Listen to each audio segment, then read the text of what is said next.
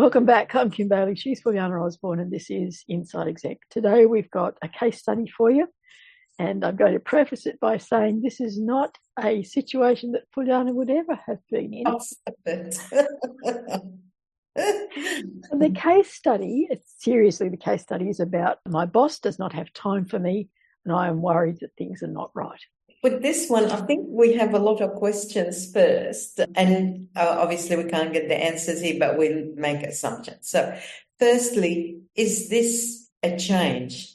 Was I getting a lot more of my boss's time before and now it's changed? Or is it always been like that? And it's the first time I'm getting worried about it. So, and that will make a difference, right? Mm-hmm. So because if there's been a change, it could be that's nothing to do with you. It's to do with a situation with your boss. Maybe there's a big project on. Maybe it's got a situation, maybe financial dealings or whatever, something happening that's taken up all his or her time and haven't got time to address whatever. If there's a change, is it been a change for a short period, or has it gone on and now you're worried? So let's talk about the fact that maybe you never really had a formal way of interacting with your boss on a regular basis, like formal meetings, but he happened to, or she happened to walk past, and or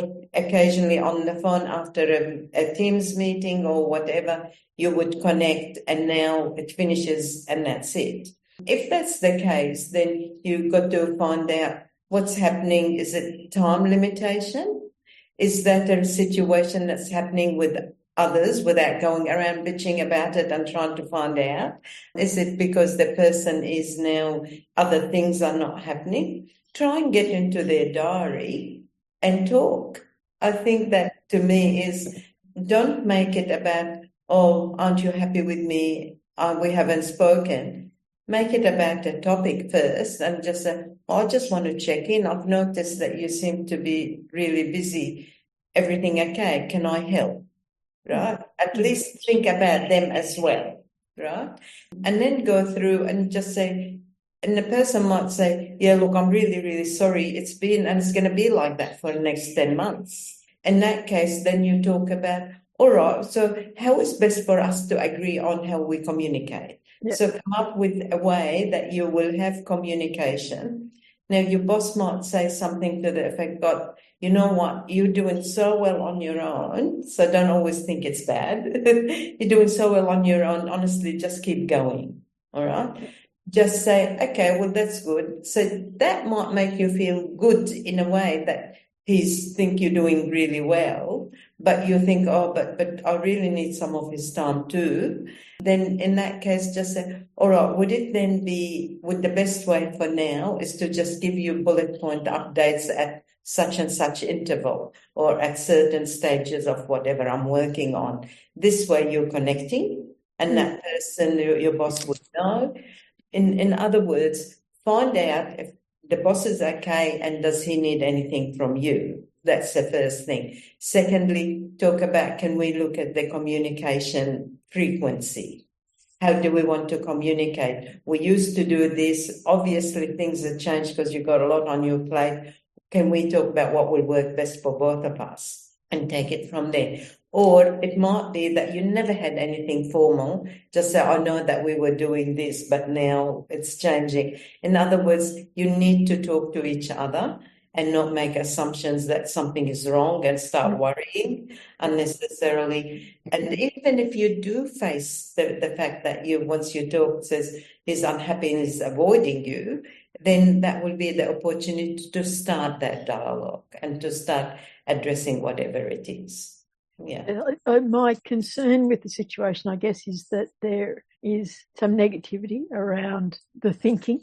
One is, why is it a bad thing? Yeah. Which is what Fulyana has covered already, is it doesn't always have to be a negative thing, and they might feel like they don't need to supervise you so closely anymore. And the other one is about, do you need that reassurance? And if you need that reassurance and that interaction with your boss all of the time, why do you need that? What level are you working at that you need that pat on the head all of the time that you're not taking pride in what you're doing and ownership of what you're doing and responsibility of what you're doing that is contributing to the overall project that you're working on. So I would be looking, first of all, at why do I genuinely internalizing, why do I need that interaction? And if I do need it, how often do I really need it? And then looking at how that interacts with the boss in terms of what they might be doing and what they might need, and have the conversation about, I feel like I need to talk to you every week about what I'm doing and be honest, because I need the reassurance that I'm on the right track. Yeah. And you might find that they say, well, you're always on the right track. I never question that. Yeah. Maybe it's because I haven't said to you that I trust you, that I appreciate that you can make these decisions, that you can do these things, that I don't, that I'm stepping back, that what appears to be less interaction is because I actually trust you.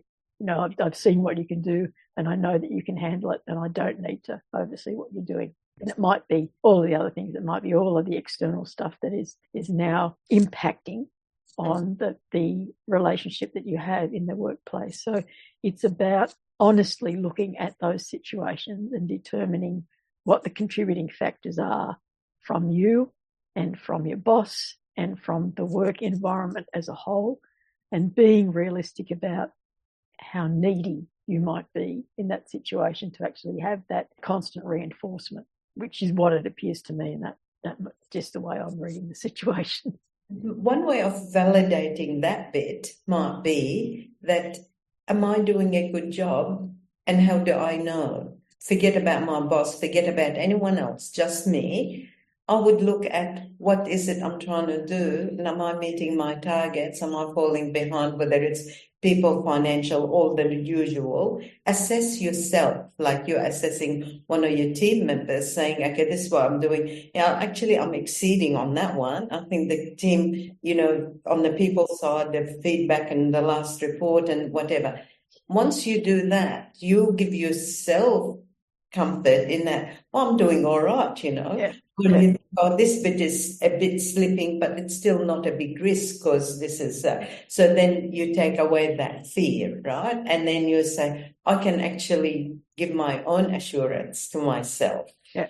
And that would be, to me, that's important for us to be confident with ourselves. And absolutely. Particularly when you get more senior, you need to be doing this rather than expecting someone to, it's nice to be recognized and that we all like that. But at the end of the day, it's more important that you know the measurement that you're measuring yourself by.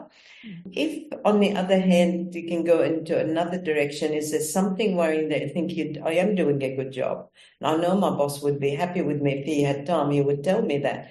And then you say, okay, so what is it? To your question, to what is it, what you said, Kim? And to me, then say, am I being excluded from wider projects? Am I being excluded of meetings? Other people in my city, my peers are getting invited to things that I'm not.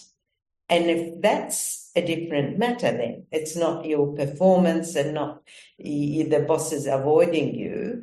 It's more about you needed to just have those answered or show interest. What I mean? Just say, that you're getting a committee to look after this. I'd love to be part of that. Yeah. And so communication. Yeah. Absolutely, it's about that, because I'm just reminded now of a situation where there is someone working in an environment, absolutely loves the environment and is allowed to do anything they want in this environment. And the organisation has now advertised for a job that he thought he was doing, but this is now a formal structure within the structure. I said to him, how do they know that you think that's what you're doing? How do they know that you want that role unless you tell them? Yes. Very much to that point of assuming that people around you know what you're thinking, know what you're feeling, know what your capabilities are, know what you bring to the table outside of what they see in the day-to-day. Yeah. And if you want something, you have to say it. Yes. You can't just assume that other people will know what you want. And it's just the same as along different lines, but it's gifting people with the qualities that you want them to have, or you think they should have, or you have, and you give them you gift them those qualities as well without actually doing the investigation of seeing whether that's the case or not.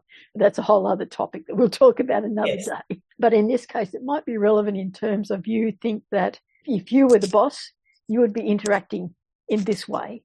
And so you can't understand why your boss is not interacting in that way. So let's just not gift people with your values, your qualities, your communication style. Let's do the investigation and see what's actually happening. Yeah. I think we have covered that sufficiently for today. So thank you for submitting those case studies. We always enjoy them because it does give us a chance to talk about our experiences and our interpretation much more than the theory questions do. Yes. In some ways. For now, I'm Kim Bailey. She's Fulyana Osborne, and this is Inside Exec.